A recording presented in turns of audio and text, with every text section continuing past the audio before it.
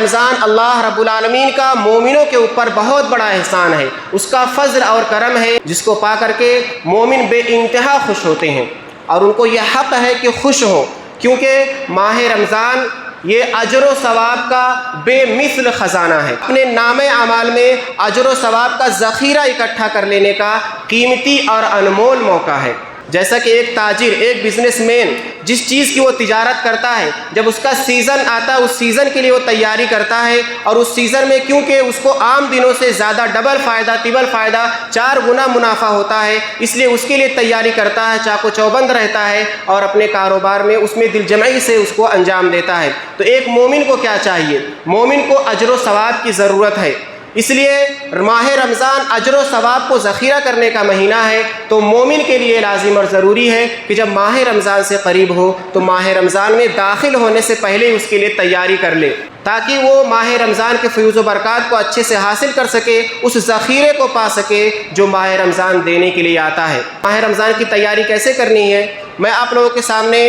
5 نکات کی شکل میں بیان کرنا چاہتا ہوں۔ سب سے پہلے، ماہ رمضان میں داخل ہونے سے پہلے ہر مسلمان کے لیے لازم و ضروری ہے کہ اس کے عقیدے میں اگر کفریہ عقیدہ ہے یا اس کے اعمال میں اگر شرکیہ عمل ہے تو اس سے وہ اپنے کو پاک اور صاف کر لے، کیونکہ اگر عقیدے یا عمل میں ذرہ برابر بھی شرک ہے تو ماہ رمضان سے کوئی بھی مسلمان فائدہ نہیں اٹھا سکتا۔ اس لیے رمضان میں داخل ہونے سے پہلے ہی اپنے عقیدوں کی اور اپنے اعمال کی اصلاح کرنے کی ضرورت ہے، شرک سے، کفر سے پاک کرنے کی ضرورت ہے۔ لوگوں کو تعجب ہوگا کہ جب مسلمان ہے تو پھر اس کے اندر شرک اور کفر کہاں سے ہوگا، لیکن ایسا نہیں ہے۔ آپ یہ دیکھیں گے کہ اکثر مسلمان جو ماہ رمضان کا بے صبری سے انتظار بھی کرتے ہیں، اس کی تیاری بھی کرتے ہیں، اس کو پا کر کے اس میں جوش و خروش سے عمل بھی کرتے ہیں، نیکیاں بھی انجام دیتے ہیں، لیکن افسوس کی بات ہے، انتہائی زیادہ افسوس کی بات ہے کہ ان کے عقیدے میں، ان کے اعمال میں شرک کی آمیزش ہوتی ہے۔ آپ دیکھیں گے ایسے بہت سارے مسلمان پائے جاتے ہیں جو اللہ رب العالمین کی ذات کا عرش پر ہونے کا عقیدہ نہیں رکھتے ہو۔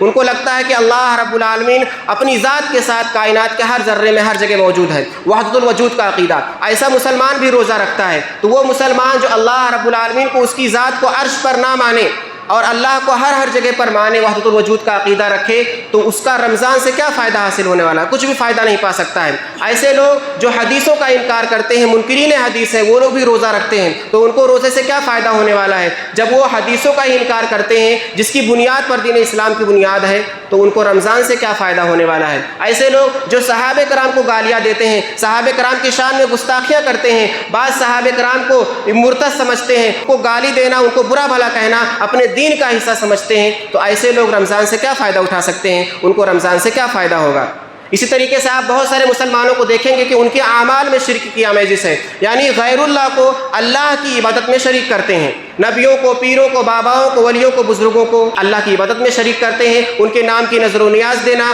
ان کے لیے منتیں مانگنا یا ان کو پکارنا، اسی طریقے سے ان کو خوش کرنے کے لیے جانور ذبح کرنا، ان سے دعائیں کرنا، ان سے فریاد کرنا، ان سے مدد مانگنا، ان سے اولاد طلب کرنا، ان سے بارش طلب کرنا، ان سے رزق طلب کرنا، اپنے بیماری کی شفا کے لیے ان سے فریاد کرنا، ان کے قبروں کے طواف کرنا، قبروں پر چادریں چڑھانا، اس طریقے سے۔ اور انتہائی اہم بات یہ کہ اللہ رب العالمین کی طرح ان سے محبت کرنا یا اللہ سے بڑھ کر کے ان سے محبت کرنا، اللہ رب العالمین کی طرح ان سے امیدیں لگانا یا اللہ سے بڑھ کر کے ان سے امید لگانا، اللہ رب العالمین کی طرح ان پر بھروسہ کرنا، اللہ سے بڑھ کر کے ان پر بھروسہ کرنا، اسی طریقے سے اللہ رب العالمین کی طرح ان سے خوف کھانا یا اللہ سے بڑھ کر کے ان سے خوف کھانا۔ آپ اکثر مسلمانوں کو ایسے دیکھیں گے کہ اگر وہ جھوٹی قسم کھا رہے ہیں، ان سے قسم کھانے کو کہا جائے تو اللہ رب العالمین کی دھڑلے سے قسم کھا لیں گے، ان کو کوئی خوف محسوس نہیں ہوگا، اللہ کی قسم کھا کر کے جھوٹی قسم بنداز کھائیں گے، ان کو کسی بات کا ڈر نہیں ہوگا۔ لیکن جب ان سے کہا جائے کہ اپنے بابا کی، اپنے بزرگ کی، کسی قبر والے کی جس کو پوجتے ہیں، جس کی درگاہ پر جا کر کے نظر و نیاز چڑھاتے ہیں، اس کی قسم کھا لے تو وہ ڈر جاتے ہیں، اور کسی غیر اللہ کی وہ جھوٹی قسم کھانے کو تیار نہیں ہوتے ہیں۔ اس کا مطلب ان کے دل میں اللہ سے زیادہ غیروں کا خوف بسا ہوا ہے۔ تو ایسے لوگ بھی رمضان کا انتظار کرتے ہیں، رمضان میں نیکیاں انجام دیتے ہیں، ان کو رمضان سے کیا فائدہ ہونے والا ہے؟ اللہ رب العالمین نے قرآن مجید میں مشرکین کے تعلق سے بالکل واضح بیان فرما دیا ہے۔ میں صرف ایک آیت آپ کے سامنے بیان کرتا ہوں، سورۃ الحج آیت نمبر 31 کے اندر اللہ تعالیٰ بیان فرماتا ہے وَمَن يُشْرِكْ بِاللَّهِ فَكَأَنَّمَا خَرَّ مِنَ السَّمَاءِ، جو اللہ تعالیٰ کے ساتھ شرک کرتا ہے گویا کہ وہ آسمان سے گر گیا۔ فتخطفه الطیر، تو اب اس کو پرندہ اچک لے جائے، او تہوی بہ الريح فی مکان صحیح، یا اس کو ہوا اڑا کر کے لے کر چلی جائے کسی دور دراز مکان میں، یعنی اللہ کو اس کی کوئی پرواہ نہیں۔ جو شرک کرتا ہے وہ آسمان سے گر گیا، اللہ کو اس کی کوئی پرواہ نہیں، اللہ کی نگاہ میں اس کی کوئی حیثیت نہیں، کوئی اوقات نہیں، اس کے اعمال کی کوئی پرواہ نہیں اللہ تعالیٰ کو، چاہے وہ نیکیوں کا انبار لگا دے، نیکیوں کا پہاڑ کھڑا کر دے، اس کے پاس نیکیوں کا ذخیرہ ہو جائے، اللہ کو کوئی پرواہ نہیں، اس کو ہوا اڑا لے جائے، پرندے اچک لے جائیں، اللہ تعالیٰ کے ہاں اس کی کوئی اہمیت نہیں۔ تو شرک ہے عقیدے میں، عمل میں شرک ہے، تو ماہ رمضان سے کوئی فائدہ ہونے والا نہیں ہے۔ رمضان کے آنے سے پہلے اپنے عقیدے اور عمل کی اصلاح کرنا ضروری ہے۔ اسی طریقے سے اسی میں ایسے مسلمان بھی آتے ہیں جو یہ واضح شرک تو نہیں کرتے ہیں، یعنی غیر اللہ کو اللہ تعالیٰ کی عبادت میں شریک نہیں کرتے ہیں، یا اسی طریقے سے ان کا عقیدہ کفریہ اور شرکیہ نہیں ہوتا ہے، لیکن وہ 5 وقت کی نمازوں کے پابند نہیں ہیں۔ 11 مہینے وہ 5 وقت کی نمازوں کی بالکل بھی اہتمام نہیں کرتے ہیں،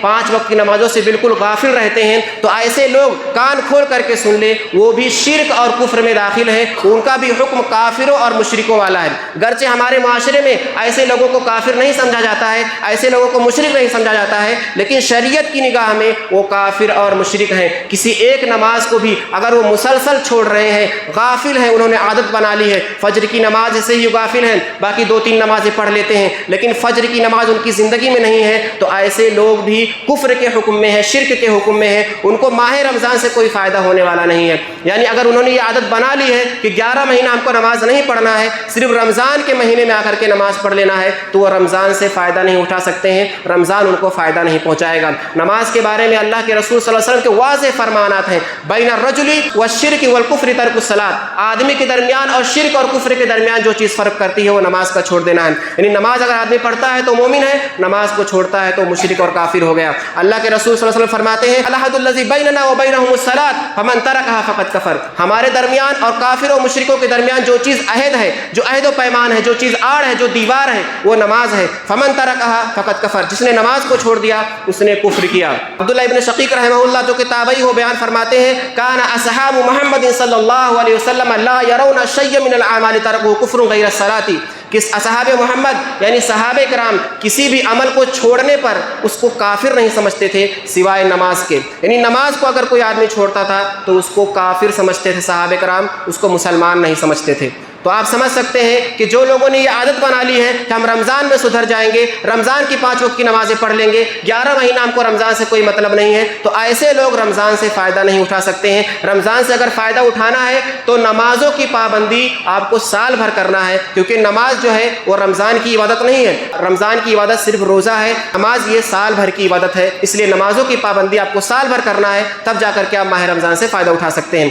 اس لیے ماہ رمضان کی تیاری میں یہ چیز شامل ہے کہ اپنے عقیدے کو کفر اور شرک سے پاک کریں اور اپنے آپ کو نمازوں کا پابند بنائیں، ایک بھی نماز کو جان بوجھ کر کے نہ چھوڑیں۔ دوسری چیز توبہ اور استغفار ہے، یعنی ایک مسلمان کے لیے ضروری ہے کہ رمضان میں داخل ہونے سے پہلے توبہ اور استغفار کر لے۔ اب تک جو آدمی گناہوں میں ڈوبا ہوا ہے، گناہ پر گناہ کر کے اپنے دل کو سیاہ کر چکا ہے، توبہ اور استغفار کرنا اس کے لیے ضروری اس لیے ہے کیونکہ اگر توبہ استغفار نہیں کرتا ہے، اس کے اندر گناہ ہے، تو نیکیوں کو اچھے سے انجام نہیں دے پائے گا، نیکیوں کو صحیح طریقے سے دل کھول کر کے خوشی خوشی اور کشادہ دلی سے انجام نہیں دے پائے گا۔ جب تک گناہوں کا بوجھ دل پر ہوتا ہے، آدمی نیکیوں کی طرف اس طریقے سے بڑھ نہیں سکتا جس طریقے سے اس کو بڑھنا چاہیے۔ تو ماہ رمضان نیکیوں کا مہینہ ہے، اگر ماہ رمضان میں ہم کثرت سے نیکیاں کرنا چاہتے ہیں تو ہم کو توبہ اور استغفار کر کے ماہ رمضان میں داخل ہونا ہے، اپنے گناہوں کو اللہ رب العالمین سے بخشوا کر کے رمضان میں داخل ہونا ہے، تاکہ ہمارا دل کشادہ ہو جائے اور ہمارے دل کھل جائے نیکیوں کے لیے۔ آپ بہت سارے ایسے لوگوں کو دیکھیں گے کہ ماہ رمضان میں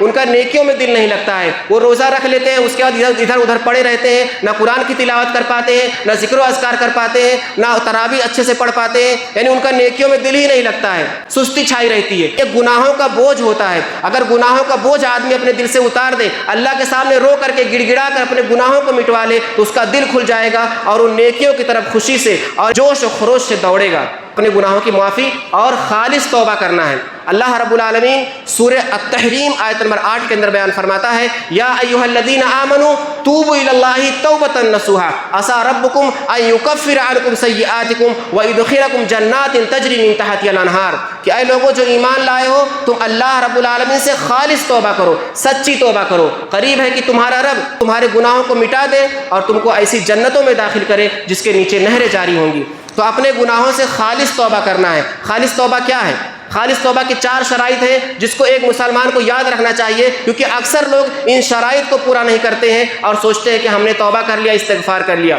سب سے پہلے جس گناہ سے آپ کو توبہ کرنا ہے اس کو چھوڑ دینا ہے۔ مثال کے طور پر آپ نماز نہیں پڑھ رہے تھے سال بھر، اب رمضان میں آ کر کے آپ کو توبہ کرنا ہے کہ اب نماز کی پابندی کرنا ہے، تو سب سے پہلے نماز پڑھنا شروع کر دیں۔ اسی طریقے سے جھوٹ بولتے تھے یا زنا کرتے تھے، چوری کرتے تھے، شراب پیتے تھے، تو اس گناہ سے پہلے رک جانا ہے۔ کرتے رہے اور توبہ کرتے رہے تو وہ توبہ قابل قبول نہیں ہے کہ ایک طرف آدمی گناہ کرتا رہے، ایک طرف استغفر اللہ کرتا رہے، تو اس طریقے سے گناہوں کی معافی نہیں ہوتی ہے۔ سب سے پہلے چھوڑ دینا ہے، اور دوسری چیز شرمندہ ہو جانا ہے، یعنی اللہ کے سامنے نادم ہونا، شرمندہ ہونا، افسوس کا اظہار کرنا، یہ بہت ہی اہم شرط ہے۔ اس لیے کہ اگر ہم نے زنا کیا ہے، چوری کی ہے یا کسی کی غیبت کی، چغلی کی، اس میں مزہ آیا ہم کو، اور اس مزہ کو سوچ سوچ کر خوش ہیں کہ ہم نے اچھا کیا، مزہ مل گیا، اور اس کو ہم کو افسوس ہی نہیں ہو رہا ہے، اب اللہ رب العالمین کے سامنے ہم گناہ سے معافی مانگ رہے ہیں، تو وہ معافی نہیں ہوگی۔ ہم کو رو کر کے شرمندہ ہونا ہے کہ اللہ تعالیٰ ہم سے خطا ہو گئی، ہم تیرے راستے سے بھٹک گئے تھے، بہت ہی افسوس ہے، اب تک جو ہم نے بھٹک کر کے زندگی گزاری ہے وہ ہم نے اپنی زندگی کو تباہ و برباد کر دیا، ہمارا بہت ہی بڑا خسارہ ہو گیا ہے۔ یہ افسوس ہونا چاہیے، یہ شرمندگی ہونی چاہیے۔ اور تیسری انتہائی اہم شرط یہ ہے کہ پختہ ارادہ، سچا وعدہ کرنا ہے کہ دوبارہ اس گناہ میں نہیں لوٹیں گے۔ اس کو لوگ سمجھ نہیں پاتے ہیں، اور یہ چیز توبہ اور استغفار میں لوگ نہیں کر پاتے ہیں۔ آپ دیکھیں گے کہ رمضان میں اکثر لوگ داخل ہوتے ہیں، نیک بن جاتے ہیں، جھوٹ بولنا بھی چھوڑ دیں گے، غیبت و چغلی سے بھی رک جائیں گے، اس طریقے سے اور دوسرے جو گناہ ان کے اندر چھوڑ دیں گے، نماز جو ان کے اندر گناہ تھا کہ نماز نہیں پڑھتے تھے، نمازوں کی پابندی بھی کرنے لگ جائیں گے۔ ان کا یہ ارادہ ہوتا ہے، ان کے اعمال سے یہ بات بالکل طے ہوتی ہے کہ جیسے ہی رمضان ختم ہوگا وہ ترنت نماز سے دور ہو جائیں گے، ترنت جھوٹ بولنا شروع کر دیں گے، چغلی کرنا شروع کر دیں گے، یعنی اسی زندگی میں لوٹ جائیں گے۔ یہ پورا ان کا فکس ہے، یہ روز کا معمول ہے، یہ سال بھر کا معمول ان کا چلے آ رہا ہے۔ ہم لوگ مشاہدہ کرتے ہیں، دیکھتے ہیں کہ رمضان میں مسجدیں بھر جاتی ہیں، اور جیسے عید کا دن ہوتا ہے دوسرے دن سے پھر مسجد سے نمازی غائب ہو جاتے ہیں۔ تو گویا کہ یہ توبہ ان کا قابل قبول نہیں ہے، اللہ رب العالمین کی نگاہ میں یہ سچی توبہ نہیں ہے، اللہ تعالیٰ ان کو معاف نہیں کرتا ہے۔ سچی توبہ یہ ہے کہ پکا وعدہ کرنا پڑتا ہے اور ارادہ کرنا پڑتا ہے کہ آئندہ نہیں لوٹنا ہے۔ یعنی اگر آپ رمضان کے بعد بھی نمازی بن گئے ہیں، رمضان کے بعد بھی سچ بول رہے ہیں، رمضان کے بعد بھی زنا سے رکے ہوئے ہیں، رمضان کے بعد بھی آپ اگر سود خوری نہیں کرتے ہیں، رمضان کے بعد بھی اگر کسی کی غیبت اور چغلی نہیں کرتے ہیں، آپ نے پختہ ارادہ کیا ہے، تو گویا کہ آپ نے سچی توبہ کر لی ہے، اور یہی سچی توبہ اللہ رب العالمین کی نگاہ میں قابل قبول ہے۔ ورنہ ایک دھوکہ ہے جو منافقین اپناتے ہیں، منافقوں کی طرح، کہ جیسے وہ سمجھتے ہیں کہ اللہ رب العالمین کو دھوکہ دے رہے ہیں یا مومنوں کو دھوکہ دے رہے ہیں۔ اللہ تبارک و تعالیٰ سورۃ البقرہ آیت نمبر 8 اور 9 کے اندر بیان فرماتا ہے، وَمِنَ النَّاسِ مَن يَقُولُ آمَنَّا بِاللَّهِ وَبِالْيَوْمِ الْآخِرِ وَمَا هُمْ بِمُؤْمِنِينَ، کہ لوگوں میں بہت سارے لوگ ایسے ہیں جو کہتے ہیں کہ ہم اللہ پر ایمان لائے اور آخرت کے دن پر ایمان لائے، لیکن اللہ تعالیٰ کہہ رہا ہے وَمَا هُمْ بِمُؤْمِنِينَ، وہ مومن نہیں ہے۔ کیوں؟ يُخَادِعُونَ اللَّهَ وَالَّذِينَ آمَنُوا وَمَا يَخْدَعُونَ إِلَّا أَنفُسَهُمْ وَمَا يَشْعُرُونَ، وہ اللہ کو دھوکہ دے رہے ہیں اور مومنوں کو دھوکہ دے رہے ہیں۔ ان کو لگتا ہے کہ وہ مومنوں کو دھوکہ دے دیں گے، اللہ کو دھوکہ دے دیں گے، لیکن اللہ تعالیٰ بیان فرما رہا ہے وَمَا يَخْدَعُونَ إِلَّا أَنفُسَهُمْ، کہ وہ اپنے آپ کو دھوکہ دے رہے ہیں۔ اگر وہ سچا ایمان نہیں لا رہے ہیں، سچے طور سے عمل نہیں کر رہے ہیں، تو دھوکہ کس کو ہوگا؟ نقصان کس کو ہوگا؟ انہی کو ہوگا۔ اسی طریقے سے ایسے مسلمان جو رمضان میں سدھر جا رہے ہیں، رمضان کے بعد ان کا ارادہ پورا ہے کہ بگڑ کے رہیں گے اور رمضان کی طرح زندگی نہیں گزاریں گے، تو گویا کہ وہ اپنے آپ کو ہی دھوکہ دے رہے ہیں، اپنے آپ کو خسارے میں ڈال رہے ہیں، کیونکہ ان کو کوئی فائدہ ہونے والا نہیں ہے۔ اللہ رب العالمین کے سامنے وہ شرمندہ ہوں گے، اللہ رب العالمین کے سامنے ان کو اجر و ثواب نہیں ملے گا۔ لہٰذا رمضان کے آنے سے پہلے یہ پختہ ارادہ کرنا، سچی توبہ کرنا یہ ضروری ہے۔ چوتھی شرط جو اگر یہ گناہ حقوق العباد سے ہے، کسی بندے کو آپ نے ستایا ہے، مارا ہے، گالی گلوچ کیا ہے یا کسی کا حق دبایا ہے، تو اس سے پہلے معافی مانگنا ہے، اس کا حق لوٹانا ہے، اور لوٹا کر کے اس کے بعد اللہ رب العالمین کے دربار میں تین شروط کے ساتھ توبہ کرنا ہے۔ تو یہ توبہ اگر سچی توبہ آدمی کرتا ہے تو گویا کہ وہ ماہ رمضان سے فائدہ اٹھا سکتا ہے، ورنہ وہ ماہ رمضان سے فائدہ نہیں اٹھا پائے گا۔ اور تیسری چیز اپنی نیتوں کو خالص کرنا اور پختہ ارادہ کرنا۔ نیتوں کو خالص کرنا دین اسلام میں انتہائی زیادہ اہم ہے، اس لیے کہ کسی بھی عمل کے لیے نیت خالص ہونا ضروری ہے۔ آدمی کی نیت سچی ہونی چاہیے، نیت خالص، یعنی کہ رمضان کا مہینہ میں صرف اللہ رب العالمین کے لیے گزاروں گا، اللہ کو خوش کرنے کے لیے گزاروں گا، کسی اور کو دکھانے کے لیے نہیں، کسی اور کی نگاہ میں اچھا بننے کے لیے نہیں، کسی اور سے تعریف پانے کے لیے نہیں، کسی کے دباؤ میں آ کر کے نہیں کہ لوگ بھی نماز پڑھ رہے ہیں تو مجھے بھی پڑھنا پڑے گا، اگر نہیں پڑھوں گا تو لوگ کیا کہیں گے، لوگ تراویح پڑھنے کے لیے جا رہے ہیں تو میں بھی تراویح پڑھ لیتا ہوں، نہیں پڑھوں گا تو لوگ کیا کہیں گے، لوگ قرآن پڑھ رہے ہیں تو میں بھی پڑھ لیتا ہوں. یعنی لوگوں کو دیکھ کر کے, لوگوں کے بارے میں سوچ سوچ کر کے اگر آدمی نیکی کر رہا ہے تو گویا کہ اس کا فائدہ نہیں ہے. اس لیے نیت کو خالص کرنا ضروری ہے کہ میں صرف اور صرف اللہ رب العالمین کے لیے رمضان کو گزاروں گا, اور رمضان کا استقبال دل سے خوشی سے کرنا ہے. ایسا نہیں ہو کہ دل پہ کوئی بوجھ ہو کہ ماہ رمضان آ گیا, اب تو ایک مہینہ بھوکا پیسا رہنا پڑے گا اور ایک مہینہ ہم کو تراویح پڑھنی پڑے گی, برداشت کرنا پڑے گا. تکلیف اگر ہو رہی ہے, کراہت اگر ہو رہی ہے, خوشی سے ماہ رمضان کو آدمی قبول نہیں کر رہا ہے تو گویا کہ اس کی نیت خالص نہیں ہے. اسی طریقے سے ارادہ پختہ کر لینا ہے کہ میں ماہ رمضان کو اللہ رب العالمین کی عبادت میں, نیکیوں میں گزاروں گا. انشاءاللہ پختہ ارادہ کرتا ہوں کہ ماہ رمضان کا ایک لمحہ بھی ضائع نہیں کروں گا, دوستوں کے ساتھ گپ شپ میں, فضول کاموں میں برباد نہیں کروں گا. رمضان کے پورے روزے رکھوں گا, تراویح پڑھوں گا, اسی طریقے سے صدقہ و خیرات کروں گا. فرض نمازیں تو پڑھنا ہی پڑھنا ہے, نوافل کا کثرت سے اہتمام کروں گا. اسی طریقے سے میں کسی نہ کسی ایک شخص کو روزانہ افطار کرایا کروں گا, کیونکہ افطار کرانے کی بھی بہت زیادہ فضیلت ہے. اسی طریقے سے ذکر و اذکار کیا کروں گا. تو یہ آدمی اگر پختہ ارادہ کرتا ہے تو ارادے پر اللہ رب العالمین مدد کرتا ہے. سورۃ الانفال آیت نمبر 70 کے اندر اللہ تعالیٰ بیان فرماتا ہے, یا ایھا النبی قل لمن فی ایدیکم من الاسریٰ, اے نبی جو آپ کے ماتحت قیدی آئے ہیں ان سے آپ کہہ دو, ان یعلم اللہ فی قلوبکم خیرا یؤتکم خیرا مما اخذ منکم, کہ اگر اللہ تعالیٰ تمہارے دلوں میں بھلائی دیکھے گا, تمہارے نیک نیتی کو دیکھے گا, تو تم کو اس سے زیادہ جو تم سے لیا گیا ہے اس سے زیادہ بھلائی تم کو عطا کر دے گا. ویغفر لکم, اور تم کو معاف کر دے گا. واللہ غفور رحیم, اللہ رب العالمین معاف کرنے والا, رحم کرنے والا ہے. یہ آیت جو ہے یہ غزوہ بدر کے بعد جو قیدی مشرکین اور کافروں میں سے جو قیدی آئے تھے ان کے تعلق سے اللہ رب العالمین نے نازل فرمایا کہ ان کے دلوں میں اگر اللہ رب العالمین نیک نیتی دیکھے گا, اسلام سے وہ محبت کریں گے, اسلام کی طرف آنے کا جذبہ ان کے اندر ہوگا, تو اللہ تعالیٰ ان کی مدد کرے گا, ان کو دین اسلام میں داخل فرمائے گا. اور جو ان سے لیا گیا ہے, یعنی جو فدیہ ان سے لیا گیا ہے, مال و دولت کا جو ان کو نقصان ہوا ہے یا ان کی جانوں کا نقصان ہوا ہے,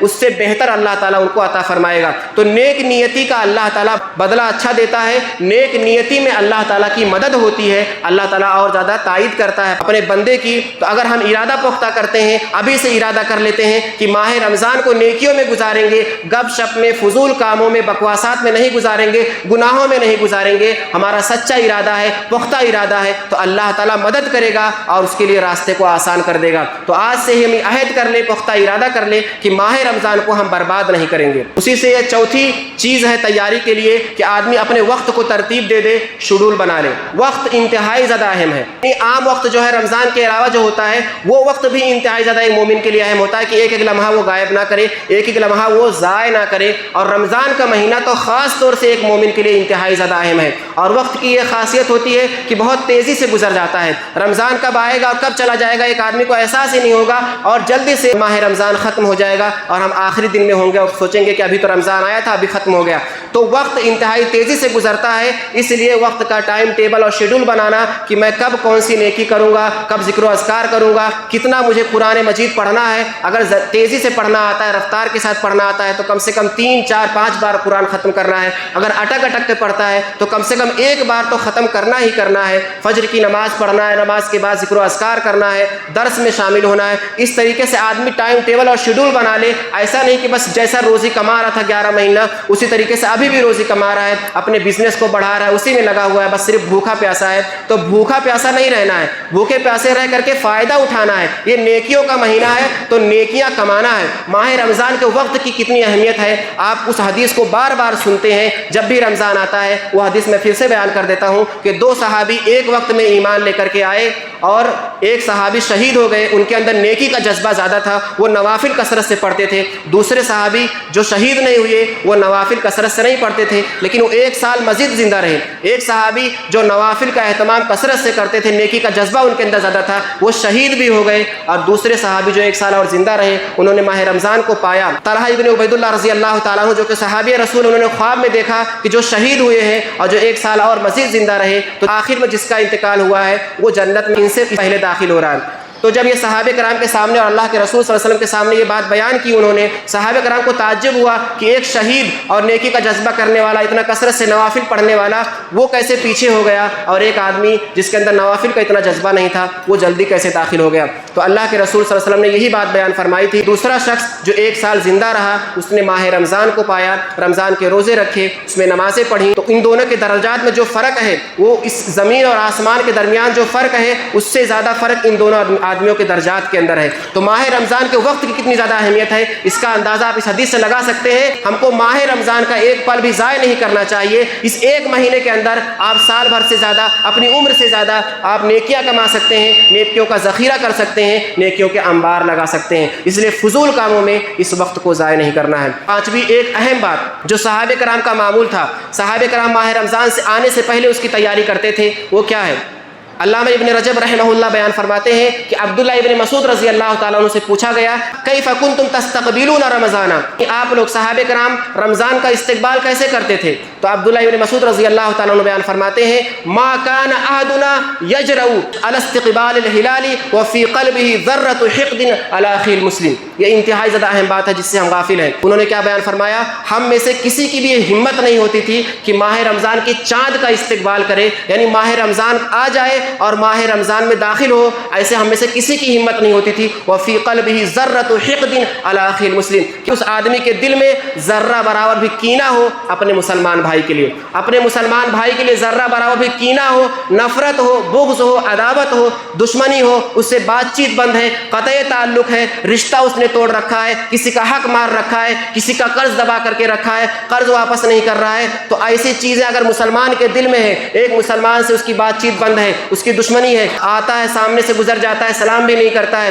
اپنے رشتہ داروں سے قطع تعلق ہے، کوئی اپنے ماں باپ سے ناراض ہے، کوئی بھائی سے ناراض ہے، کوئی بہن سے ناراض ہے، کوئی پھوپھی سے ناراض ہے، کوئی خالہ سے ناراض ہے، اس طریقے سے جو رشتہ داریاں ٹوٹی ہوئی ہیں، تو صحابہ کرام کا یہ معمول تھا۔ وہ بیان فرماتے ہیں کہ ہمارے میں سے کسی کی یہ ہمت نہیں ہوتی تھی کہ ہم ماہ رمضان میں اس حالت میں داخل ہو جائیں کہ ہم سے کوئی مسلمان بھائی ناراض ہو۔ ایسا کیوں کرتے تھے؟ کیونکہ آپ نے بہت سی حدیثیں سنی ہوں گی بار بار، پیر کے دن اور جمعرات کے دن اللہ رب العالمین کے ہاں نیکیاں پہنچائی جاتی ہیں، لیکن ایسے بندے کی نیکیوں کو اللہ تعالیٰ لٹکا دیتا ہے جو دو مسلمان آپس میں ناراض ہیں، دو مسلمان آپس میں بات چیت نہیں کر رہے ہیں، ایک دوسرے سے نفرت کر رہے ہیں، ایک دوسرے سے بغض ہے، ان کے اندر حسد ہے، کینہ کچھ بھی ہے، اللہ تعالیٰ ان کی نیکیوں کو ہی لٹکا دیتا ہے، ان کو اپنے پاس نہیں بلاتا ہے، ان کا فیصلہ نہیں کرتا ہے۔ یہ انتہائی زیادہ اہم بات ہے کہ اگر ہم چاہتے ہیں کہ ماہ رمضان میں ہماری نیکیاں اللہ کے دربار میں پہنچیں، اللہ ہم سے خوش ہو، اپنی رحمتوں سے نوازے، اپنی برکتوں سے نوازے، اپنے فضل سے نوازے، تو آج ہی یہ ارادہ کر لے، یہ وعدہ کر لے، ابھی 5-6 دن بچا ہے کہ اپنے مسلمان بھائی سے کسی بھی آپ ناراض ہیں،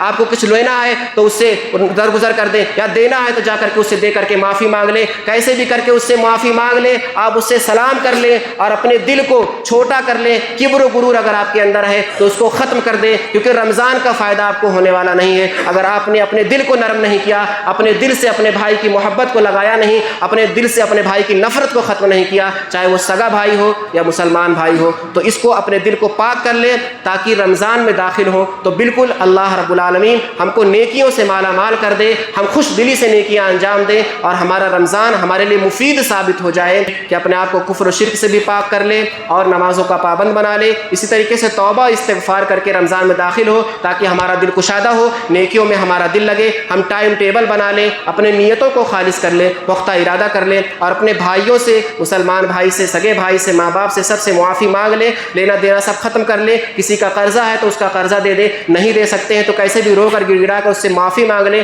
ابھی سے معافی مانگ لیں گے تو ماہ رمضان فائدہ مند ہو جائے گا۔ آخر میں اللہ رب العالمین سے دعا ہے کہ اللہ رب العالمین ہمیں ماہ رمضان میں داخل ہونے سے پہلے اس کی صحیح طور سے ہم کو تیاری کرنے کی توفیق عطا فرمائے۔ اللہ رب العالمین ہمارے عقیدوں کی اصلاح فرمائے، ہمارے اعمال کی اصلاح فرمائے، ہمیں شرک سے، کفر سے، بدعتوں سے بچائے۔ اللہ رب العالمین ماہ رمضان ہمیں عطا فرمائے اور اس میں خلوص دل سے اعمال کرنے کی توفیق عطا فرمائے۔ اللہ رب العالمین جب تک ہم کو دنیا میں زندہ رکھے، دین اسلام پر زندہ رکھے، جو ہمارا خاتمہ ہو ایمان پر ہو، آمین۔